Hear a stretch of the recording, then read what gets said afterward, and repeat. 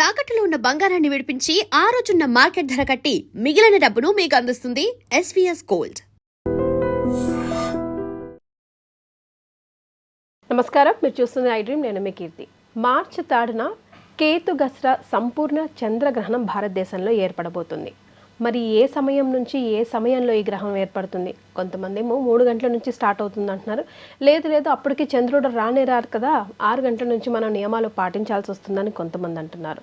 అసలు ఎప్పుడు పండుగ జరుపుకోవాలి? ముఖ్యంగా హోలీ పండుగ కూడా వస్తుంది ఇదే పౌర్ణమికి. కాబట్టి ఈ కన్ఫ్యూజన్స్ అన్ని, గ్రహణం ఎప్పుడు వస్తుంది, ఎప్పుడు విడుస్తుంది, ఏ రాసుల వారికి కలిసి వస్తుంది, ఏ రాసుల వారికి కలిసి రావట్లేదు, ఎలాంటి రెమెడీస్ పాటించాలి, ముఖ్యంగా గర్భవస్థలు, మళ్ళీ అశోచనతో ఉన్న స్త్రీలు ఎలాంటి నియమాలు పాటించాలి, ఇలాంటి వివరాలన్నీ మనకు తెలియజేయడానికి మనతో పాటు ప్రముఖ ఆస్ట్రాలజర్ బ్రహ్మశ్రీ నందిబట్ల శ్రీహరి శర్మ గురుగారు ఉన్నారు. నమస్తే గురుగారు. వాగర్థ వివ సంపృక్తౌ వాగర్థ ప్రతిపత్తయే జగతః పితరౌ వందే పార్వతీ పరమేశ్వరౌ. ఆదిత్యాయ చ సోమాయ మంగళాయ బుధాయ చ గురు శుక్ర శనిభ్యశ్చ రాహవే కేతవే నమః. శృంగేరి జగద్గురు పీఠాధిపతులకి, కంచి పీఠాధిపతులకి నమస్కారములు తెలియచేసుకుంటూ కార్యక్రమాన్ని ప్రారంభిద్దాం. గురుగారు, మొన్న ఒక గ్రహణం వెళ్ళిపోయింది, అది మాత్రం ఇండియాలో లేదు కాబట్టి మినిమంగా మనం అందరం నియమాలు పాటించాము, ఊరుకున్నాం. ఇప్పుడు మార్చి 3న వచ్చేది హోలీ పండుగ రోజు వస్తోంది, భారతదేశం అంతటా కనిపిస్తోంది అని అంటున్నారు. అయితే కన్ఫ్యూజన్ చాలా ఉంది గురుగారు. ఎప్పటి నుంచి నియమాలు పాటించాలి, అసలు ఎలాంటి నియమాలు పాటించాలి, ఎప్పటిదాకా పాటించాలి అన్నది ఒక్కొక్క ప్రశ్న వారిగా నేను అడుగుతాను. అన్నిటికీ సమాధానం తెలియజేయాల్సింది కోరుకుంటున్నాం. ముందుగా అసలు ఈ గ్రహణం గురించి చెప్పండి గురుగారు. ఎప్పుడు వస్తుంది, ఏం కథ? తప్పకుండానమ్మా. గ్రహణము కేతుగ్రస్త సంపూర్ణ గ్రస్తోదయ చంద్రగ్రహణం అన్ని పార్ట్స్ ఆఫ్ ఇండియాలో కనిపిస్తుంది గురుగారు? భారతదేశం మొత్తంలో కనిపిస్తుంది. గ్రస్తోదయ చంద్రగ్రహణం అని ఎందుకన్నామనంటే, ఈ గ్రహణం ఏర్పడుతుంది మధ్యాహ్నం 3 గంటల 19 నిమిషాల నుంచి 6 గంటల 47 నిమిషాలు సాయంకాలం వరకు ఈ గ్రహణం ఉంటుంది. కానీ చంద్రుడు ఉదయించడం అనేటువంటిది 6 గంటల 19 నిమిషాలకి ప్రారంభమవుతుంది. కాబట్టి మనకు ఈ యొక్క సిద్ధాంతకర్తల్లో దృక్ సిద్ధాంతకర్తలు సంబంధించినటువంటిది కనిపించే సమయానికే మనం లెక్క తీసుకోవాలి. కాబట్టి 6 గంటల 19 నుంచి 6 గంటల 47 నిమిషాల మధ్య కాలమే మనం పట్టు విడుపు స్నానము కానీ, గ్రహణ పూజలు కానీ, నివారణ పూజలు కానీ, లేదా ఏదైనా ఆరాధన కానీ చేసుకోవాలని ఒక సంబంధించినటువంటి వారి అభిప్రాయం. కానీ వాస్తవానికైతే మనం గమనించుకోవాల్సింది, మధ్యాహ్నం కూడా ఏర్పడుతున్నటువంటి గ్రహణం కాబట్టి చంద్రుడు మనకు కనబడ్డాడు కాబట్టి చంద్రగ్రహణం అనేది ప్రారంభమవుతుంది. అన్నిటికంటే మనం లెక్క తీసుకోవాల్సినటువంటిది గ్రహణ సమయమే మనకి ఇంపార్టెంట్ తప్ప ఎన్ని గంటలకు కనబడుతుంది లెక్క మీనమేషాలు వేసుకుంటూ లెక్కలు కట్టుకుని ఏం చేస్తామమ్మా? అసలు గ్రహణం సంబంధించినటువంటి కాలమే అమూల్యమైనటువంటి కాలం. ఎందుకనంటే మనము మామూలుగా ఇంట్లో కూర్చొని శ్రీరామ లేదా ఒక లలితా సహస్రనామము 1000 సార్లు చేస్తే ఎంత ఫలితం వస్తుందో, ఈ గ్రహణ సమయంలో ఒక్కసారి చేస్తే అంత ఫలితం వస్తుంది. అటువంటి కాలాన్ని మనం వినియోగించుకోవాలనే ఆలోచన చేసుకోవాలి తప్ప ఇది లెక్క కాదు, ఈ లెక్కే కరెక్టు, ఇది కాదమ్మా. వాస్తవానికి ఎక్కడైనా కానీ అమెరికా లాంటి దేశాలలో ఈ గ్రహణం కనబడదు. మన భారతదేశంలో కనబడుతుంది, స్విట్జర్లాండ్ దేశాల్లో కొద్దిగా కనబడుతుంది, చైనా దేశాల్లో కొద్దిగా కనబడుతుంది. కాబట్టి మన వాళ్ళు ఎవరైనా ఆయా దేశాల్లో ఉన్న వాళ్ళైతే వాళ్ళకి ఇది వర్తిస్తుంది, మన భారతదేశంలో ఉన్న వాళ్ళకి అందరికీ కూడా వర్తిస్తుంది. కానీ లెక్క ప్రకారం మన యొక్క హైదరాబాదు, ఇతర ఆంధ్ర ప్రాంతము, తెలంగాణ ప్రాంతంలో సాయంకాలం కనబడుతుంది చంద్రోదయం తర్వాత. కాబట్టి ఆ విధంగా లెక్క వేసుకుంటున్నారు. కానీ వాస్తవానికి 3 గంటల 19 నిమిషాలకి ప్రారంభమవుతుంది. కాబట్టి లెక్క తీసుకోగలిగితే 3 గంటల 19 నుంచి ఉపాసనా పరులు. ఇది గ్రహణం అనేటువంటిది ఎవరి కోసము? ఉపాసనలు తీసుకోవడానికి, ఆల్రెడీ గురువుగారు ఇచ్చిన మంత్రాలని ఉపదేశం తీసుకున్నది, మళ్ళీ మాలిన్యం దోషం కలగకుండా వాటిని చక్కగా పవిత్రంగా ఉంచుకోవడం కోసం, గొప్పదైనటువంటి దైవిక శక్తుల్ని పొందడం కోసం మనం చేసుకునేటువంటి గ్రహణం. ఇంతే తప్ప ఇంకా కొంతమంది నెగిటివ్ ప్రాపగండా కూడా జరుపుతున్నారమ్మా.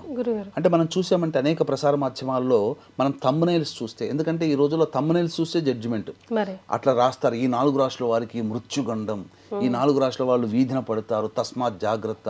అసలు ఈ 4 రాష్ట్రాల వారికి గొప్ప రాజయోగం, పదవీ యోగం, చక్రవర్తులు అవుతారు, ధనధాన్యాధిపతులు అవుతారు. వాస్తవానికి గ్రహణ ప్రభావం వల్ల ఎటువంటి ఇబ్బందులు ఉండవమ్మా. అంత సీన్ లేదమ్మా. జీవితాలు తారుమారయ్యేది గ్రహణాల వల్ల కాదమ్మా, వ్యక్తిగత జాతకాల వల్ల. గ్రహణ ప్రభావం అనేటువంటిది దేనికోసం అనంటే, మనకు సంబంధించి ఈ యొక్క సృష్టిలో గ్రహణం అనేటువంటిది అంతరిక్షంలో జరిగే ఒక అద్భుతమైనటువంటి దృశ్య కావ్యం. దీని ప్రభావం వలన ప్రకృతిలో జరిగేటువంటి విపత్తులని సంబంధించినటువంటి ఉపద్రవాల్ని సూచిస్తాయి. అంటే భూకంపాలు కానీ, సునామీలు కానీ, యుద్ధాలు కానీ, కొన్ని ఆర్థికపరమైనటువంటి ప్రపంచవ్యాప్తంగా ఆర్థిక పరిస్థితులు కానీ, ఇలా ఏదైనా ప్రపంచ మానవాళికి సంబంధించినటువంటి ఇబ్బందులు కలుగుతాయి తప్ప వ్యక్తిగత జాతకాన్ని అత్యంత ప్రభావితం చేసేటువంటి గ్రహణం కాదమ్మా. ఇప్పుడు మీరు గమనించుకుంటే మహాభారత యుద్ధం జరిగినప్పుడు ఒకే నెలలో 2 గ్రహణాలు వచ్చాయి. అంటే దీని ప్రభావం ఏంటి? భవిష్యత్తులో ఏదో వినాశనం జరగబోతుంది తగ్గట్టుగానే మహాభారత యుద్ధం జరిగింది. కాబట్టి ప్రతి మనకు గ్రహణాలు ఒకే నెలలో 2 నెలలు వచ్చి ఒకే నెలలో 2 గ్రహణాలు వచ్చాయి. పోయిన సంవత్సరం వచ్చింది. మన భారతదేశం విక్టిమ్ కాదు, మన భారతదేశంలో కనిపించలేదు. కానీ విక్టిమ్ అయింది ఎవరమ్మా? మన భారతదేశం. పెహల్గాం దాడిలో అమాయకులైన 26 మంది ప్రాణాలను పోగొట్టుకున్నాం కదా. కాబట్టి ఈ గ్రహణం అనేటువంటిది ప్రపంచవ్యాప్తంగా కలిగేటువంటి దుస్సంఘటనని సూచిస్తుంది. ఆ విధంగా చూడాలి తప్ప వ్యక్తిగత జాతకానికి ప్రభావితం చేయదు. కాకపోతే ఆ యొక్క ప్రపంచంలో మనం జీవిస్తున్నాం మానవుడిగా. కాబట్టి జరిగేటువంటి నష్టము అంటే ఈ గ్రహణ ప్రభావం వల్ల నష్టాలు కలిగే, ఇబ్బందులు కలిగి, దోషాలు కలిగే రాశుల్లో పుట్టిన వాళ్ళు పేర్లు ఉంటాయి కదా కొన్ని రాశులు. ఆ రాశిలో వాళ్ళకి సాధారణంగా దైనందిన జీవితంలో ఒక 100 రూపాయలు నష్టం అనుకోండి, ఒక 50 రూపాయలు పెచ్చు పెరిగి 150 రూపాయలు నష్టం కలుగుతుంది. లేదు గొప్పగా చక్రవర్తులు అవుతారు, ఆ ధనవంతులు అవుతారు అని అంటారు కదా, 100 రూపాయల లాభం వస్తుంది. ఈ గ్రహణ ప్రభావంలో ఆయా రాశుల వాళ్ళకి కొన్ని పనుల వల్ల 100కి ప్లస్ 50 తోడే 150 రూపాయలు లాభం. అంతే తప్ప జీవితాలు తారుమారై తలకిందులై పెనమించి పొయ్యిలో కానీ బూరెల బుట్టలో పడేటువంటి ఇవన్నీ జరగవు. కాబట్టి వీక్షించేటువంటి మన ఐ డ్రీమ్ ప్రేక్షకులు కూడా ఇటువంటివి ఇబ్బందులు పెట్టేటివి ఆశల పల్లకిలో ఊరేగింపచేసే గారడి మాటల మాయజాలాన్ని నమ్మకండి. కాకపోతే నష్టం ఉందని చెప్తున్నారు కదమ్మా, ఈ నష్ట నివారణ కూడా జరిపించుకోవచ్చు. ఎందుకనంటే ఈ నష్ట నివారణ జరిపించుకునేటువంటిది ఆయా రాశుల్లో జన్మించిన వాళ్ళకి ఇబ్బంది కలుగుతుంది అన్నప్పుడు ఆ సమయంలో దేవతా ఆరాధనలు, ఇష్టదేవత ఆరాధనలు, గురుగారిచ్చిన మంత్రోపదేశాలు, విష్ణు శివ లలిత సహస్రనామ పారాయణాలు, లేకపోతే కాలభైరవాష్టకం, దత్తాష్టకాల పారాయణాలు చేయడం, గురుచరిత్ర పారాయణాలు చేయడం, ఇలాంటివి చేసుకుంటే నష్టం కలిగే రాశుల్లో జన్మించిన వాళ్ళకి నష్టము జరగకుండా 100కి 150 రూపాయలు నష్టం జరిగే బదులు 100కి ఒక 10 రూపాయలు నష్టం కలిగి 110 రూపాయలు తక్కువ నష్టంతో బయటపడతారు. అందుకని దీన్ని దృష్టిలో పెట్టుకుని ఈ యొక్క సింహరాశిలో గ్రహణం ఏర్పడుతుంది పుబ్బా నక్షత్రంలో. కాబట్టి దీన్ని బేస్ చేసుకుని మేష, వృషభ, కర్కాటక, సింహ, కన్య, ధనుస్సు, మకర, కుంభరాశుల వారికి కొన్ని ఇబ్బందికర పరిస్థితులు సాధారణంగా కొద్దిగా ఎక్కువగా ఉంటాయి. కాబట్టి మన పీఠం ఆధ్వర్యంలో 4వ తారీఖు రోజున సాయంకాలం 6 గంటలకి ఈ యొక్క ఈ రాశిలో జన్మించిన వాళ్ళకి గ్రహణ దోష నివారణ పూజలు, హోమాలు జరిపించి శక్తిపాతం చేసినటువంటి కరుంగలి మాల ఇవ్వడం జరుగుతుంది.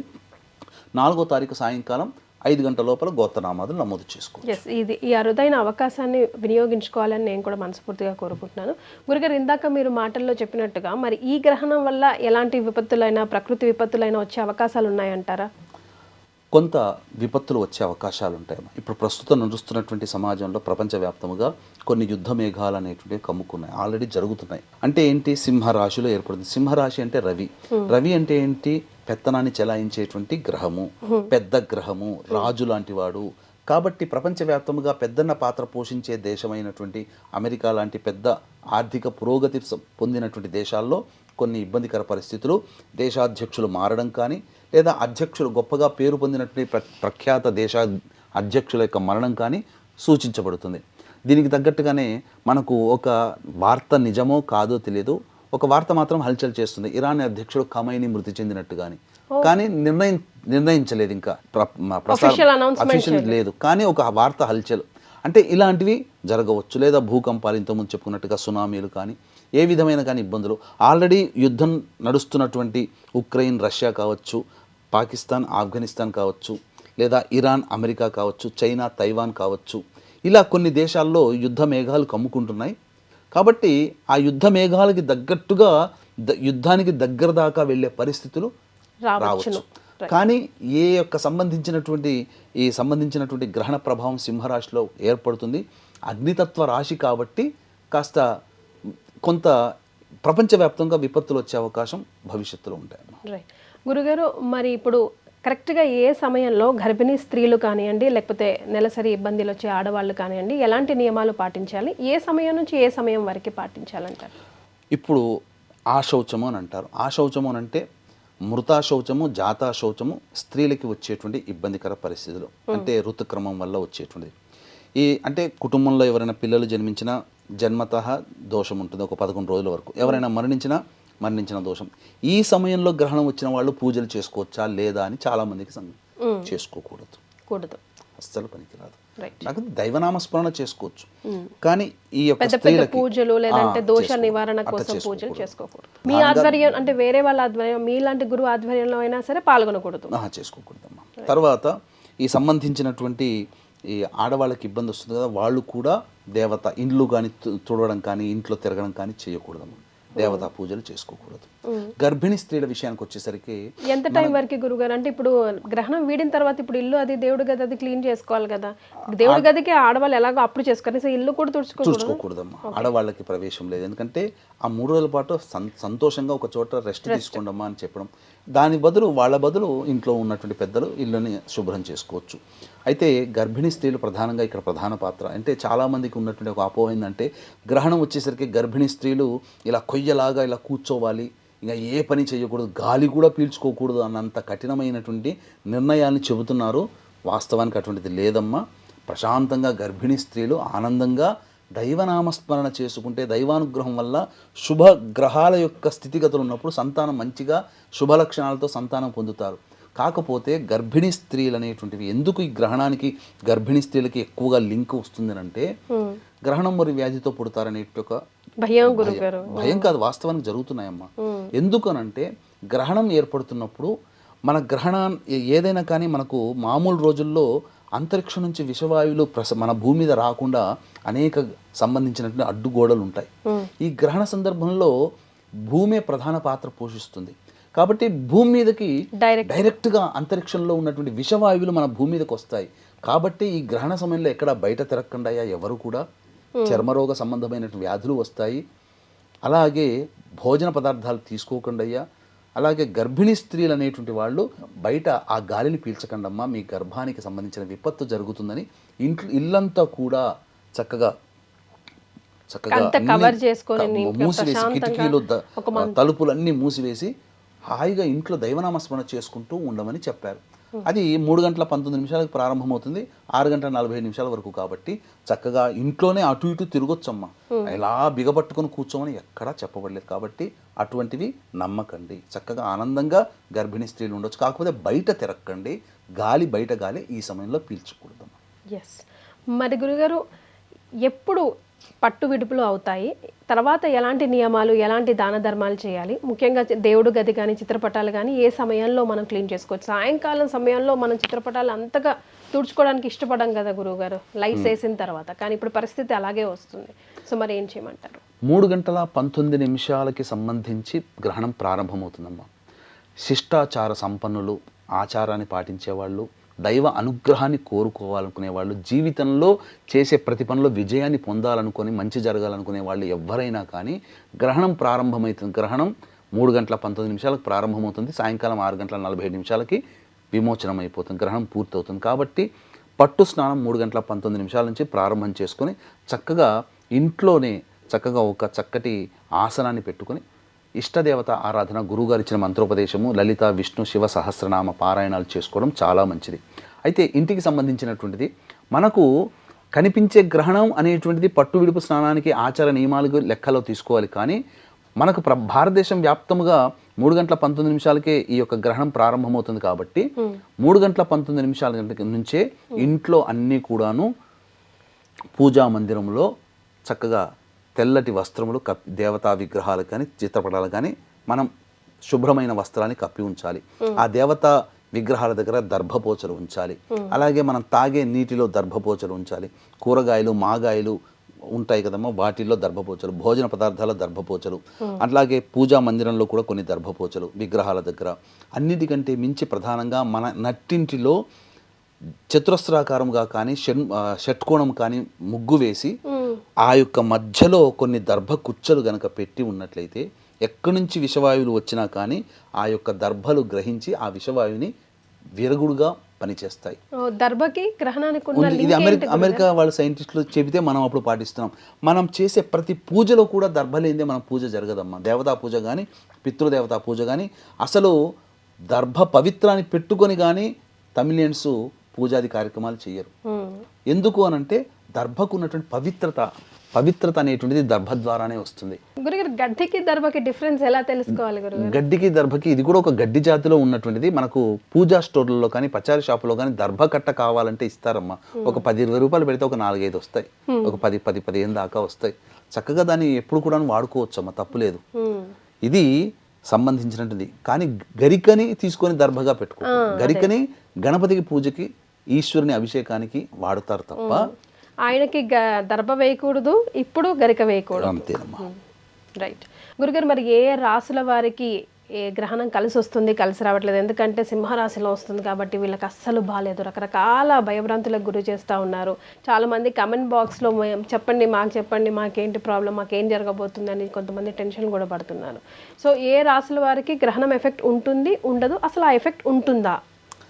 మనం గమనించుకుంటేనమ్మా, చాలామంది ఇప్పుడు ప్రాపగండా తయారైంది.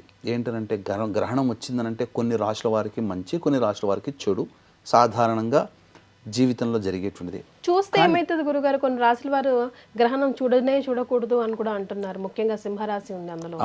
ఈ గ్రహణం అనేటువంటిది దోషయుక్తంతో ఉన్నట్టు కొన్ని రాశిలో జన్మించడం, ఎందుకంటే సింహరాశిలో ఏర్పడుతుంది, పుబ్బా నక్షత్రంలో వస్తుంది. కాబట్టి పుబ్బా నక్షత్రము అనుజన్మతారులైనటువంటి పూర్వాషాఢ భరణి నక్షత్ర జాతకులు, సింహరాశిలో ఉన్నటువంటి అనగా మఖ పుబ్బ ఉత్తర నక్షత్ర జాతకులు ఈ సంబంధించినటువంటి గ్రహణాన్ని చూడకూడదు. చూస్తే ఏమవుతుందనంటే గ్రహణ దోషం అనేటువంటిది ఎక్కువగా ఉంటుంది, అంతే తప్ప ఇంపాక్ట్ ఎక్కువగా ఉంటుంది. ఇప్పుడు మనకు సంబంధించి ఒక వ్యక్తికి ఒక చిన్న ఎగ్జాంపుల్గా మనం తీసుకుందామమ్మా. భయభ్రాంతులకు గురయ్యేటువంటి ఆపరేషన్ చూశాడు అనుకో, భయస్థుడు ఆపరేషన్ చూస్తే ఇంకా భయం పట్టుకుంటాడు. ఇంజక్షన్ ఇచ్చేవాడికి దాని బాధ తెలియచేసే విధంగా బాధ కలిగేటట్టుగా చూపించామనుకోండి, అసలు మందే తీసుకోడు, ఇంజక్షనే తీసుకోడు. అలాంటిది దోషం అనేటువంటిది ఈ రాశిలో జన్మించిన వాళ్ళకి డైరెక్ట్గా దాన్ని చూస్తే ఇంకా దోషం ఎక్కువగా ఉంటుంది. ఇది ఒకటి. ఈ సింహరాశిలో ఏర్పడుతుంది కాబట్టి సింహరాశిని బేస్ చేసుకుని శుభం కలిగేటువంటి రాశులు మొదలు చెప్పుకుందాం. అంటే మిథున రాశి వారికి, తులా రాశి వారికి, వృశ్చిక రాశి వారికి, మీన రాశి వారికి శుభ ఫలితాలు కలుగుతాయి. అశుభ ఫలితాలు ఏ రాశుల వారికి ఉన్నాయో తెలుసుకుందాం. మేషము, వృషభము, కర్కాటకము, సింహము, కన్య, ధనుస్సు, మకర, కుంభరాశిలో జన్మించిన వాళ్ళకి ఇబ్బంది. అయితే ఇక్కడ చిన్న మనం తెలియచేయాల్సింది మన ఐడిన్ ప్రేక్షకులకి, చాలామంది ఈ థంబ్నెయిల్స్లో ప్రసార మాధ్యమాల్లో ఏమని చెప్తున్నారంటే ఈ రాశిలో కనుక జన్మిస్తే ఈ గ్రహణానికి సంబంధించిన వాళ్ళకి, ఈ రాశిలో వాళ్ళకి అద్భుత రాజయోగాలు, చక్రవర్తిత్వము, కుబేరులు అవుతారు. ఏం జరగదమ్మా. అట్లంటే అందరూ అంబానీల పక్కన కూర్చోవాల్సి వచ్చేది. ఇంకా మొత్తం మరణగండము, నాశనం అయిపోతారు, ఇక మీకు దిక్కు లేదు, మొక్కు లేదు, అసలు మీ జీవితమే తలకిందులు అవుతుంది. అట్లాంటప్పుడు ఇప్పుడు సంబంధించి అంబానీ మకర రాశిలో పుట్టాడమ్మా, మరి ఏమన్నా ఇబ్బంది అవుతుంది ఆయనకి? కుబేరుడే కదా.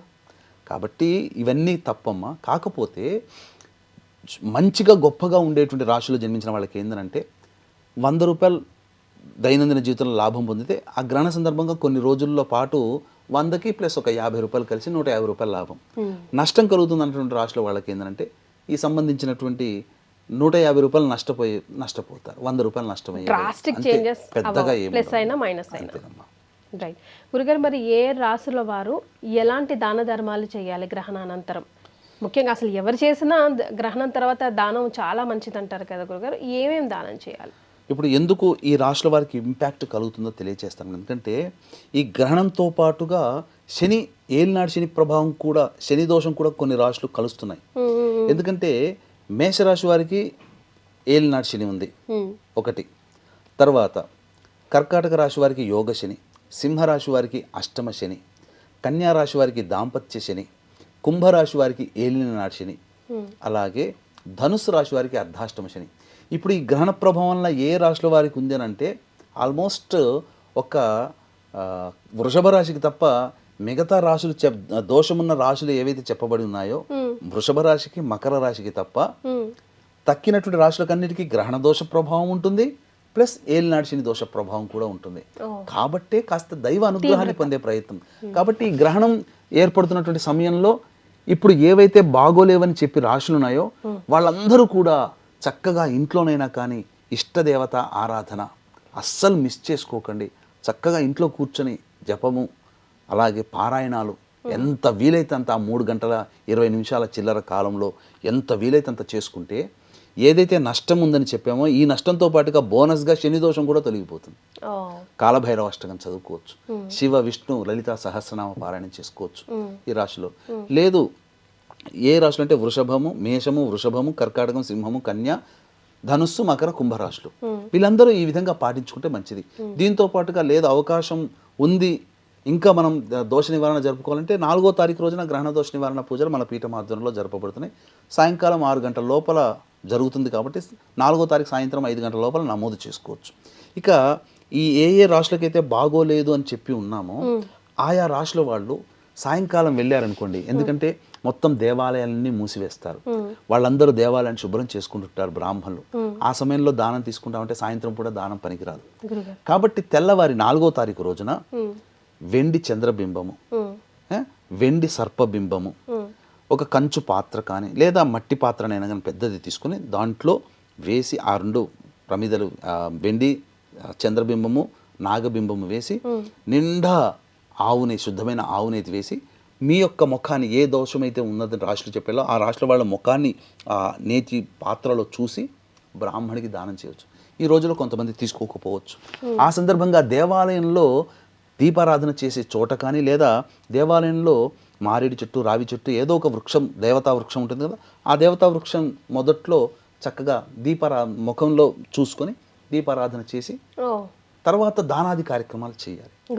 ఏం దానాది కార్యక్రమాలు చేయాలి అని అంటే ప్రధానంగా గ్రస్తోదయ సంపూర్ణ చంద్రగ్రహణం కాబట్టి బియ్యము, ఉలవలు, మినుములు, గోధుమలు ఎవరి శక్తి కొలది బ్రాహ్మణుడికి 1/4 కిలో కానీ 1/2 కిలో కానీ కిలో కానీ కిలో ఎవరి శక్తి కొలది వాళ్ళు ఇవి. తర్వాత తెల్లటి వస్త్రము, ఎరుపు వస్త్రము మరియు ఏదైనా అన్ని రంగులు కలిసినటువంటి వస్త్రమైనా పర్వాలేదు ఇచ్చి బ్రాహ్మణికి దక్షిణతో సహా ఇచ్చి ఆ దాన సందర్భంగా ఇచ్చేస్తే మంచిది. ఇదే సందర్భంగా ఎక్కువ మంది శని దోష ప్రభావంతో గుడి ఉన్నారు కాబట్టి ఈ యొక్క సంబంధించినటువంటి నల్ల నువ్వులు కూడా దానం చేస్తే మరీ విశేషంగా ఫలితం కలుగుతుంది. వచ్చేసేసి దానం ఇచ్చేసిన తర్వాత వెనక్కి తిరిగి చూడడం, ఇంటికి వచ్చి కాళ్ళు చేతులు కడుక్కొని వీలైతే ఇంటికి వచ్చిన తర్వాత శిరస్నానం చేసి చక్కగా దైనందిన జీవిత కార్యక్రమాల్లో పాల్గొనవచ్చు. ఎస్ గురుగారు, అంతా బాగానే ఉంది కానీ మేమంతా ఆఫీస్లో ఉంటాం. మా కెమెరామెన్లు, మా ఎడిటర్లు, మా ఐసీఓలు అందరూ ఆఫీసులు చుట్టే తిరగాలి. 7 గంటల వరకు బహుశా ఇక్కడే ఉంటాం. మా పరిస్థితి ఏమిటి? పట్టుబిడుపు స్నానాలు మేము చేయలేము. మాతో పాటు ప్రయాణం చేస్తున్న వాళ్ళు కానివ్వండి, పెద్దవాళ్ళు కానివ్వండి, కొంచెం ఇబ్బందులు పడుతున్న వాళ్ళు కానివ్వండి, వ్యాధులతో ఇబ్బంది పడుతున్న వాళ్ళు, వీళ్ళందరూ స్నానాలు చేయలేని వాళ్ళ పరిస్థితి ఏంటి? షార్ట్ కట్ ఏమైనా మా లాంటి వాళ్ళ కోసం ఉందా? తప్పకుండా. అంటే మనకు ధర్మాన్ని పాటించాలి, శాస్త్రాన్ని అనుసరించాలనే కోరిక ఉంటే చాలమ్మా, భగవంతుడు అన్నీ మనకు నెరవేరుస్తాడు. కాకపోతే దీంట్లో అపాయంలో ఉపాయం అని అంటారు. ఇప్పుడు మీరు అన్నారు, అందరూ కూడా దాదాపుగా అందరూ ఇంట్లో ఉండరుగా ఆ సమయానికి, హాలిడే కాదు ఆ రోజు. పైగా గమనించుకుంటే అందరూ వ్యాపారస్తులు ఉంటారు, మీరు అన్నట్టుగా రోడ్డు మీద ఉండే వాళ్ళు ఉంటారు, పని మీద బయటికి వెళ్ళే వాళ్ళు ఉంటారు, ఆ సమయంలో ఉద్యోగాలు చేసుకునే వాళ్ళు ఉంటారు. వీళ్ళందరికీ ఒక ఏంటంటే చెప్పబడినటువంటిది మనస్ఫూర్తిగా నేను పాటించాలనేటువంటి ఒక ఆలోచన, నమ్మకము, వీటితో పాటుగా ఈ యొక్క 3 గంటల 19 నిమిషాలకి ప్రారంభమవుతుంది కదమ్మా గ్రహణం పట్టు అని, పట్టు స్నానం ఆచరించాలనే భావనతోనే ఉండి శుద్ధమైన జలాన్ని నీటిలో తీసుకొని చల్లుకొని గాయత్రి మంత్రాన్ని 3 సార్లు చల్లుకొని పుండరీకాక్ష పుండరీకాక్ష పుండరీకాక్ష అని 3 సార్లు మొత్తం మన శిరస్సున చల్లుకుంటే స్నానం ఆచరించిన ఫలితం. మళ్ళీ విడుపు సమయంలో కూడా మళ్ళీ నీళ్లు తీసుకొని శుద్ధమైన జలాన్ని తీసుకొని ఎక్కడ ఉన్న హాస్పిటల్లో ఉన్న, బస్ స్టాండ్లో ఉన్న, రైల్వే స్టేషన్లో ఉన్న, ఎయిర్పోర్ట్లో ఉన్న, బిజినెస్ సెంటర్ దగ్గర ఉన్న, రోడ్డు మీద ఉన్న, ఆఫీస్లో ఉన్న నీరైతే దొరుకుతుంది కదా, మంచి ఒక చిన్న 2 వాటర్ బాటిల్, ఒక వాటర్ బాటిల్ 5 రూపాయలు పెడితే ఒక వాటర్ బాటిల్ వస్తుంది చిన్నది, చాలు. కొద్దిగా జలుపుకొని ఉండి ఆ 3 గంటల 19 నిమిషాలకి నేను చక్కగా స్నానం ఆచరిస్తున్నట్టుగానే భావన చేసుకుంటూ చేసుకోవాలి, చల్లుకోవాలి. తర్వాత ఆ 3 గంటల 19 నుంచి 6 గంటల 40 నిమిషాల్లో ఎప్పుడైనా సమయం దొరికింది అని అంటే ఇష్టదేవత నామస్మరణం, అమ్మవారిదో, అయ్యవారిదో, ఎవరిదో ఒకరిది, వాళ్ళు ఎవరి దేవుడిని పూజిస్తే ఒక మంత్రం చెప్పండి గురువుగారు. పట్టు విడుపు అయ్యే వరకు ఇలా మాలాగా ఈశ్వరుని ఇష్టపడేవాళ్ళు శివాయ నమః, నారాయణుని ఇష్టపడేవాళ్ళు నారాయణాయ నమః, అమ్మవారిని ఇష్టపడేవాళ్ళు శ్రీమాత్రే నమః. చాలు, ఇదే చాలమ్మ, ఇదే మంత్రం. మళ్ళీ 6:47 గుర్తుపెట్టుకొని మళ్ళీ విడుపు స్నానం చేస్తున్నట్టుగా భావన చేసుకొని మళ్ళీ పుండరీకాక్ష గాయత్రి మంత్రంతో 3 సార్లు ఇలా చేసుకుంటే చాలమ్మా. గురుగారు చెప్పేది ఏంటంటే, when there is a will there is a way, just search for it and go for it. అంతే కదా గురుగారు? అంతేనమ్మా. గురుగారు, గ్రహణం తర్వాత ఇల్లు తుడుచుకునే విధి విధానం పర్టికులర్గా ఏమైనా ఉందా? ఏ విధంగా తుడుచుకుంటే బాగుంటుందంటారు? పట్టు విడుపు స్నానం అనేటువంటిది చేయాలని చెప్పాం కదమ్మా. ఈ పట్టు విడుపు స్నానంలో కొంతమంది లెక్కల ప్రకారం 6:20 నుంచి 6:47 వరకు, 6:20 సాయంకాలం పట్టు స్నానము, 47 నిమిషాలు విడుపు స్నానం. లేదు మేము పూజ చేసుకుంటాం, దైవతానుగ్రహం, ఆ గ్రహణ సంపూర్ణ సమయాన్ని మేము వినియోగించుకుంటామంటే పట్టు స్నానంగా 3:19 ప్రారంభం చేసి విడుపు అయిపోగానే విడుపు స్నానం చేసి ఈ మధ్యకాలంలో ఇష్టదేవత ఆరాధన చేసుకుంటూ తదనంతరం ఇల్లంతా కూడా శుభ్రపరచుకోవాలి. చక్కగా ఇల్లంతా శుభ్రపరచుకునే విధానంలో మొట్టమొదలు ఇల్లంతా కూడాను చీపురుతో. చిలిపి ప్రశ్న అయినప్పటికీ కూడా ఇది ప్రశ్న గురుగారు. ముందు ఇల్లు శుభ్రం చేసుకోవాలా, దేవుడి గదిని శుభ్రం చేయాలా గ్రహణ అనంతరం? ముఖ్యంగా గ్రహణ అనంతరం మొదలు విడుపు స్నానం అనేటువంటిది చేస్తాం కదా. చేసిన తర్వాత ఇల్లంతా కూడాను శుభ్రపరచుకోవాలి ఫస్ట్. తదనంతరం దేవతా చిత్రపటాలు ఇవన్నీ శుభ్రపరచుకోవాలి.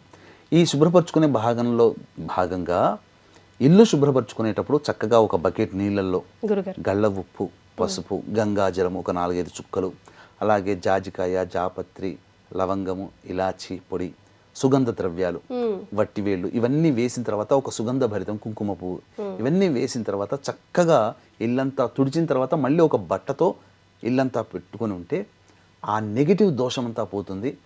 చక్కగా పూజా మందిరాన్ని కూడా శుభ్రపరచుకొని పూజంతా చక్కగా మళ్ళీ పూజ చేసుకొని దీపారాధన చేసి పూజ చేసుకొని అప్పుడు ఇంట్లో ధూపం వేస్తే, నేను చెప్తున్నానమ్మా, భోపాల్ గ్యాస్ దుర్ఘటనలో దాదాపు 1962నో 65లోనో జరిగింది.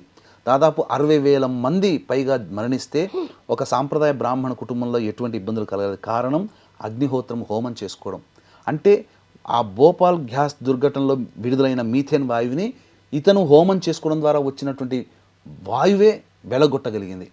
కాబట్టి గ్రహణ సందర్భంగా ఇంట్లోకి మనం ఎంత ప్రయత్నం చేసినా ఏదో ఒక రకంగా విషవాయువులు ప్రవేశిస్తాయి. కాబట్టి ధూపం గనక మైషాచి, గుగ్గిలం, సాంబ్రాణి ఈ మూడిటితో గనక ధూపం వేస్తే ఇంట్లో ఉన్నటువంటి నకారాత్మక శక్తి, నెగిటివ్ ఎనర్జీ, అదే విషవాయువులు ఇవన్నీ కూడాను తొలగిపోతాయమ్మా. సో ఖచ్చితంగా ధూపం పాజిటివ్ ఎనర్జీతో మళ్ళీ ఇల్లు కళకళలాడుతుంది. రైట్ గురుగారు, to some of the whole topic, ఇప్పుడు గ్రహణానికి సంబంధించి ప్రేక్షకులకి క్లుప్తంగా ఇంపార్టెంట్ పాయింట్స్గా ఒక మాటగా చెప్పాలంటే ఏం చెప్తారు? గ్రహణ సమయం గ్రహణం అనగానే ఈ రాష్ట్ర వాళ్ళు ఆ రాష్ట్ర వాళ్ళకి ఇబ్బంది అని చెప్పి చేస్తున్నారమ్మా. అది ఏమాత్రం కూడా నమ్మకండి. మీ దైనందిన జీవితంలో మంచే జరుగుతుంది. మంచి జరగడం కోసం, చెడు జరుగుతుంది అనుకోండి, మంచి జరగడం కోసం ఇష్టదేవత ఆరాధన చేయండి. ఈ గ్రహణ సమయం సంవత్సరంలో ఒకసారి వస్తుంది. మళ్ళీ 2026లో ఈ పరాభవ నామ సంవత్సరంలో గ్రహణాలు లేవు.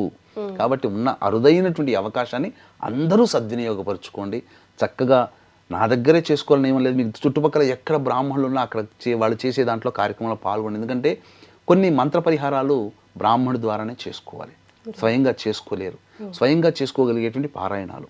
కాబట్టి చక్కగా ఇవన్నీ ఇట్లాంటి అవకాశాన్ని అందరూ సద్వినియోగపరచుకోవచ్చమ్మా. గురుగారు, నా నాలెడ్జ్ వరకు కూడా గ్రహణాల సమయంలో ఒక శ్రీకాళహస్తి మాత్రమే తెరిచి ఉంటుంది. అప్పుడే అక్కడ ఏమైనా పూజా కార్యక్రమాలు చేసుకోవాలి అనిపిస్తే శాంతికి సంబంధించి చేసుకోవచ్చును అని అంటూ ఉంటారు. కానీ మన భారతదేశంలో ఇంకా కొన్ని అరుదైన ఆలయాలు ఉన్నాయట గురుగారు, ఆ సమయంలో తెరిచి ఉండే ఆలయాలు. అవి ఏమిటి? ఎందుకు అంత ప్రాశస్యం ఆ ఆలయాలకి? అంటే గ్రహణ సమయంలో ముఖ్యంగా అన్ని ఆలయాలు క్లోజ్ చేస్తున్నప్పటికీ ఆ ఆలయాలు మాత్రమే ఎందుకు తెరిచిపెట్టి ఉంటాయి? ఎలాంటి పూజలు చేయించుకోవాలి? ఆ సమయంలో అసలు వెళ్ళొచ్చా దర్శనానికి, వెళ్ళకూడదా? మినిమం నాలెడ్జ్ తెలుసుకొని వెళ్ళామనుకోండి గురుగారు, సంపూర్ణంగా లాభం పొందిన వాళ్ళం అవుతాం కదా.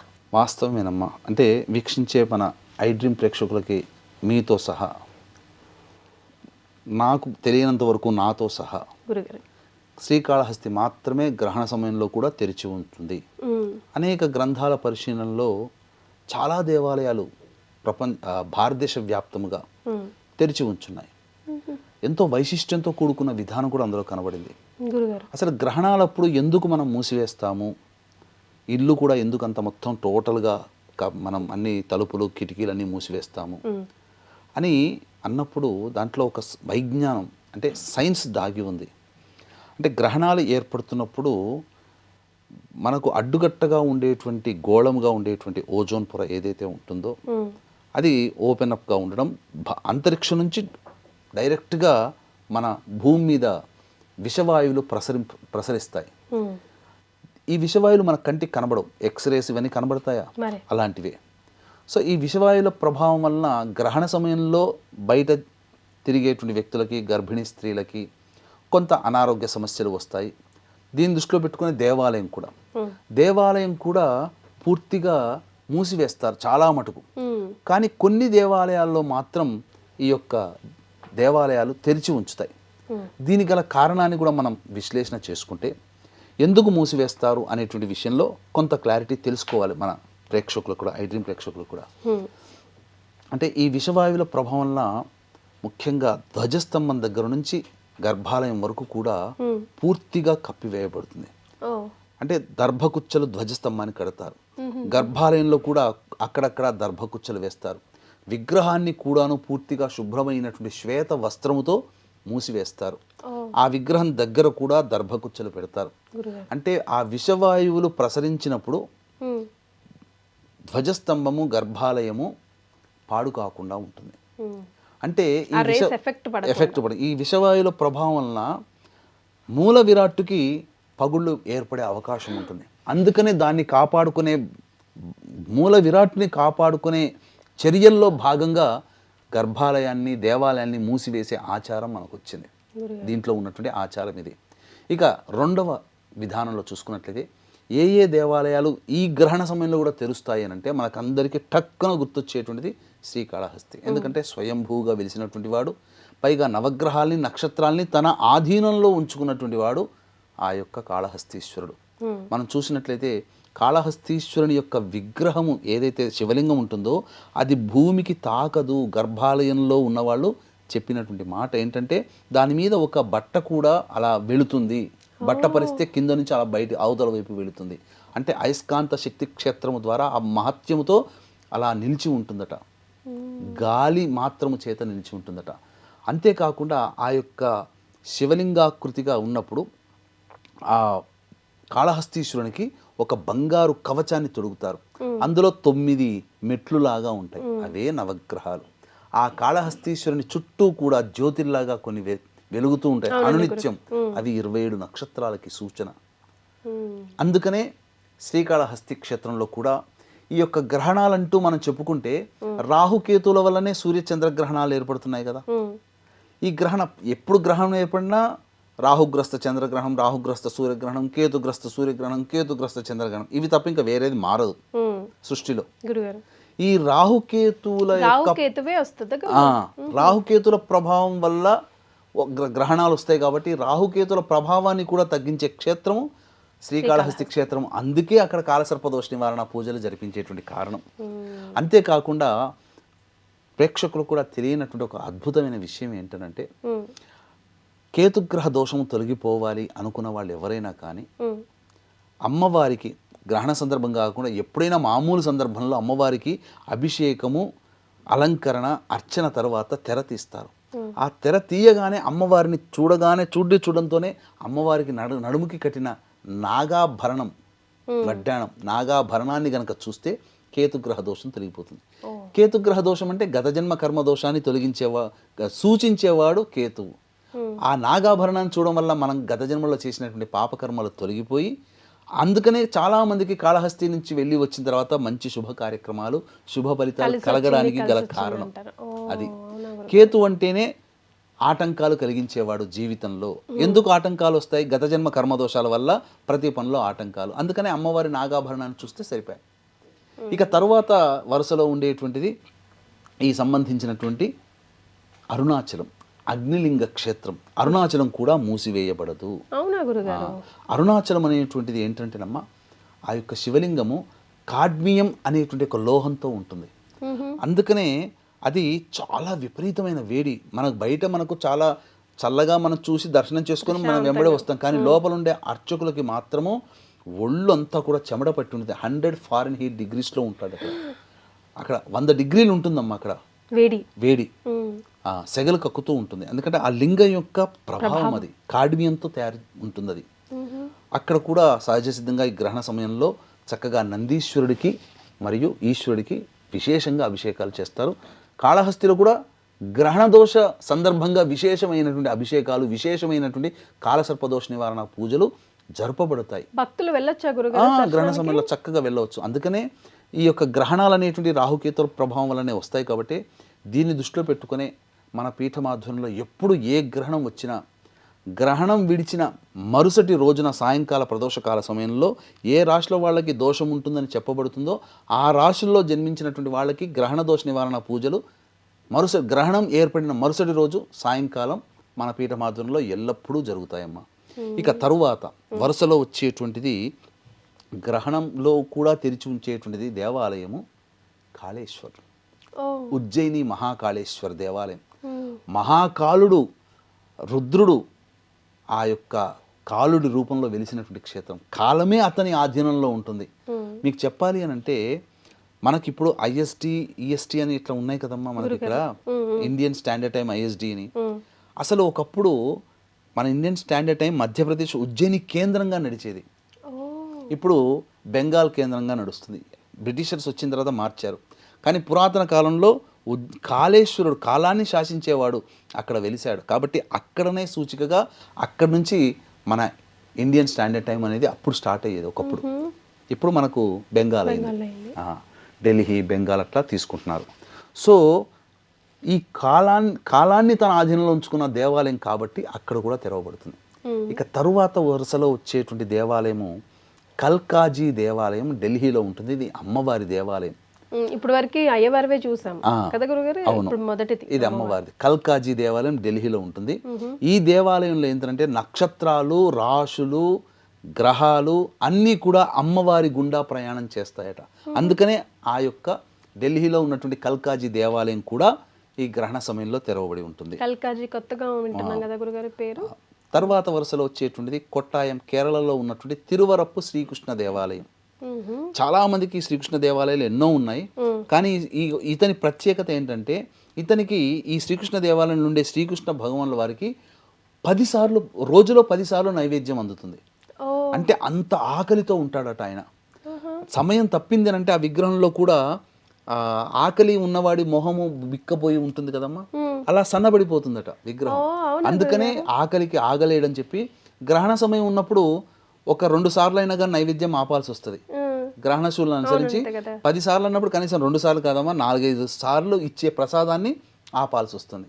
అందుకని ఆ ఇబ్బంది ఆ కృష్ణ భగవాన్ల వారికి కాకుండా, ఆ కృష్ణయ్యకి కాకుండా గ్రహణ సమయంలో కూడా తెరిచి ఉంచి నైవేద్యాన్ని అందజేస్తారు. స్వామికి నైవేద్యం అమ్మది. అందుకని దేవాలయం ఆ పద్ధతి పాటిస్తారు.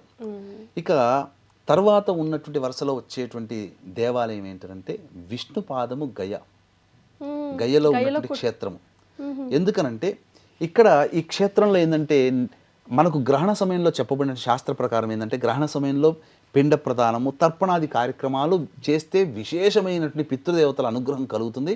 పితృలోకంలో ఉన్న వాళ్ళకి విశేష ఫలితాలు కలుగుతాయి, ఉత్తమ లోకాలకు వెళుతారు అని చెప్పి శాస్త్రం. అందుకనే అటువంటిది ఆటంకం కలగకుండా ఉండడం కోసం గయక్షేత్రంలో వెలిసినటువంటి విష్ణుపాద క్షేత్రంలో ఆ యొక్క నారాయణుడు వెలిసిన క్షేత్రం అది. కాబట్టి ఆ గయక్షేత్రంలో కూడా నిరాటంకంగా విశేషంగా పితృ కార్యక్రమాలు చేస్తారు. ఇక తరువాత ఉన్నటువంటిది ఉత్తరాఖండ్లో ఉన్నటువంటి కల్పేశ్వర్ దేవాలయం. ఈ కల్పేశ్వర్ దేవాలయం ఉత్తరాఖండ్ రాష్ట్రంలో ఉంటుంది. ఎందుకు అంటే ఆ సమయంలో కూడా తెరుస్తారు అని అంటే ఆ యొక్క గంగా నది ఏదైతే ఉందో గంగోత్రి నుంచి మనకు భూమి మీద వస్తుంది. కానీ హిమాలయాల్లో ప్రవహించి అక్కడ పుట్టి గంగోత్రి ద్వారా మన భూమి మీదకి వస్తుంది. వచ్చినప్పుడు ఆ అమ్మవారి గంగా ప్రవాహాన్ని తట్టుకోవడం కష్టం. అసలు మామూలుగా మన నదిలో స్నానం చేస్తే ఎక్కడ కాలు పెడతామో అక్కడ ఉంటాం మనం. కానీ కాలు పెట్టి నిలిచిన మరుక్షణంలోనే మనం మాయమైపోతాం, అంత కొట్టుకుపోతాం మనం. అంతటి ప్రవాహాన్ని ఆ కల్పేశ్వర దేవాలయంలో ఉన్నటువంటి పరమేశ్వరుడు గంగా ప్రవాహాన్ని తగ్గించాడట. అందుకని అక్కడ దాకా ఎంతో వేగంతో వచ్చినటువంటి ప్రవాహం ఆ కల్పేశ్వర దేవాలయం గుండా వచ్చేసరికి శాంతపడిపోయి మెల్లగా వెళ్తుందట. అందుకని ఎక్కడ మళ్ళీ ఆ సమయంలో దేవుణ్ణి కనుక ఆ అంతరాలయాన్ని మూసివేసి ఆ గ్రహణ సందర్భంగా పాటిస్తే మళ్ళీ అమ్మవారి ప్రవాహం పెరిగి అక్కడ చుట్టుపక్కల కోతలు గురయ్యి వరదలు ముంచెత్తుతాయనే ఉద్దేశంతో గ్రహణ సమయంలో కూడా ఆ కల్పేశ్వర దేవాలయంలో తెరిచి ఉంచి నిత్య నైమిత్తిక కార్యక్రమాలకి ఆటంకం కలగకుండా చూసుకుంటారు. ఇక ఆఖరి వరుసలో వచ్చేటువంటిది స్వామినాథన్ దేవాలయం, బికనీర్, గుజరాత్ రాష్ట్రంలో ఉన్నటువంటి బికనీర్ దేవాలయం. అక్కడ కూడా గ్రహణ సమయంలో తెరుస్తారు. ఎందుకనంటే ఈ ఒకానొక సందర్భంలో కొన్ని వందల ఏళ్ల కిందట ఈ గ్రహణ సమయంలో దేవాలయాన్ని మూసివేసి పాటిస్తున్నటువంటి కారణం చేత దగ్గరలో ఉన్నటువంటి ఒక మిఠాయి వర్తకుడికి కలలో కనిపించి, అరే నాకు ఆకలేస్తుందిరా, మీరు గర్భాలయం మూసారు అని చెప్పి అనడంతో ఇక ఆ సందర్భం నుంచి కూడా దేవాలయం గ్రహణ సమయంలో మూసివేయడం జరగట్లేదు, కంటిన్యూస్గా జరుగుతుంది. ఇలా ఎన్నో విభిన్నమైనటువంటి సంస్కృతులు సాంప్రదాయాలకి పెద్దపీట వేసే మన భారతావనిలో గ్రహణం అంటే ఎందుకు మూసివేస్తారో తెలుసుకున్నాం. వైజ్ఞానికంగా సైన్స్ ప్రకారం ఎందుకు జరుగుతుంది. కానీ సైన్స్కి అతీతముగా వస్తున్నటువంటి ఆచారానికి విభిన్నంగా తెరవబడే దేవాలయాలు మన భారతదేశంలో గ్రహణ సందర్భంగా ఇవి ఉన్నాయని చెప్పి మన ప్రేక్షకులకు తెలియజేయాలనే సదుద్దేశమే మనం చేస్తున్న ఈ వీడియో అమ్మా. ఎస్. సో మీలో ఎంతమందికి తెలుసు ఈ ఇన్ఫర్మేషన్? నేనైతే మొదటిసారిగా వింటున్నా. తెలిసిన వాళ్ళు కమెంట్ చేయండి. గురుగారు, మరి మనం చెప్పిన ఈ ఇన్ఫర్మేషన్తో అతి ఉత్సాహంతో చాలామంది లేదా కొంతమంది భక్తులు వెళ్ళాలని ప్రయత్నిస్తారు. ఎలాంటి వాళ్ళు వెళ్ళాలి, ఎలాంటి వాళ్ళు వెళ్ళకూడదు? గ్రహణ సమయంలో ఏ సందర్భంగా గ్రహణ సందర్భంగానైనా దేవతానుగ్రహాన్ని పొందాలి. అన్ని దేవాలయాలు మూసివేసినప్పటికీ కూడా ఈ తెరిచినటువంటి దేవాలయాలు ఉంటాయి కదమ్మా, ఈ తెరిచిన దేవాలయాల్లో ఏ రాశిలో జన్మించిన వాళ్ళకి ఏ గ్రహణం ఎప్పుడు ఏర్పడినా ఆ గ్రహణ సందర్భంగా కొన్ని రాశుల్లో మంచి, కొన్ని రాశుల్లో చెడు అని చెప్తారు కదా. ఆ చెడు అని చెప్పినటువంటి రాశిలో ఉన్నటువంటి వాళ్ళు దగ్గరలో ఉన్నటువంటి దేవాలయానికి చేరుకొని ఆ స్వామిని ఆ సమయంలో దర్శించుకుంటే, ఒక్కసారి మనం మామూలుగా 1000 సార్లు నామజపం చేస్తే గ్రహణంలో ఒక్కసారి దర్శనం ఫలితం కదా. ఈ గ్రహణ సమయంలో కేవలం చెడుగా ఉన్నటువంటి చెప్పినటువంటి రాశులే కాకుండా సమస్త ప్రజానికం కూడా ఆ దేవాలయాన్ని, ఏ దేవాలయం దగ్గరలో ఉంటే ఆ దేవాలయాన్ని దర్శించుకుంటే 1000 సార్లు ఒకే సమయంలో దర్శించుకున్న పుణ్య భాగ్యాన్ని మనం పొందిన వాళ్ళం అవుతాం. గర్భవతుల పరిస్థితి గురుగారు? గర్భవతులు వెళ్ళకూడదు, చేయకూడదు. జాగ్రత్తగా ఉండండి. గురుగారు వెళ్ళమన్నారు కదా అని. ఆశోచనలో ఉన్నవాళ్ళు అంటే ఎవరైనా కుటుంబంలో పిల్లలు పుట్టినా 11 రోజుల వరకు, అలాగే మరణించిన 11 రోజుల వరకు ఆ కుటుంబ సభ్యులు దేవాలయానికి ఆ సమయంలో గ్రహణ నియమాలు కానీ ఆచారాలు కానీ పాటించాల్సిన అవసరం లేదు. గర్భవతులు చక్కగా ఇంటి పట్టునే ఉండి ఆనందంగా సుఖంగా ఉండవచ్చు.